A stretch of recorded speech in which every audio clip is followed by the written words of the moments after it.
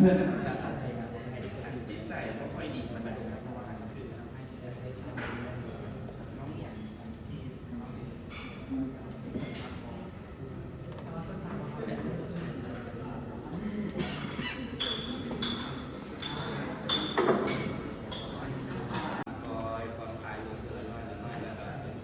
ที่สู้ต่อสิ่งนี้ตัวนี้แหละเป็นจุดที่ว่าเขาควรจะเห็นในยุคปัจจุบันนี้และการแก้ปัญหากันคือว่าเห็นมาดีไลน์เป็นการแต่งยุคค่อยกินให้เพื่อนมากอาหารแซ่บๆให้เพื่อนแล้วก็พาเพื่อนไปดิ้นไปเที่ยวในสิ่งที่ว่าเพื่อนอยากไปเฮ็ดให้เพื่อนเห็นเลยว่านี่แหละค่อยเป็นตัวของค่อยเป็นอย่างนี้แล้วค่อยก็สร้างความสุขให้ครอบครัวได้ด้วยทุกคนอันนี้แหละจะเป็นผลงานของเราจุดนี้แหละจุดที่จะให้พระเจ้ายอมรับของใจต่อ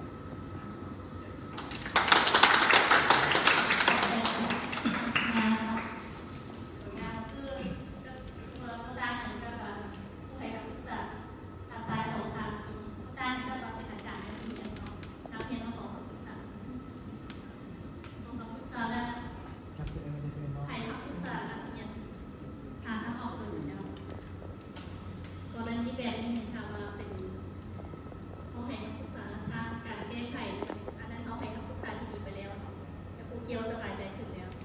แล้วเขายังซีป้าสำหรับว่าทุกคนมีสิทธิ์ให้สารสิทธิ์เขา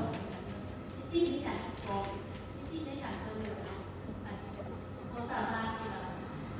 จะจำแนกว่ามีซอยเป็นทางมีทางเขาไปที่การแทนเรียกร้องถึงสิทธิได้ไหมนะเดี๋ยวจะเป็นต้องแล้วเขาให้การให้คำปรึกษาเขาต้องให้คำปรึกษาทั้งสองกับสองฝ่ายอันนั้นคือจึงมาเรียนรู้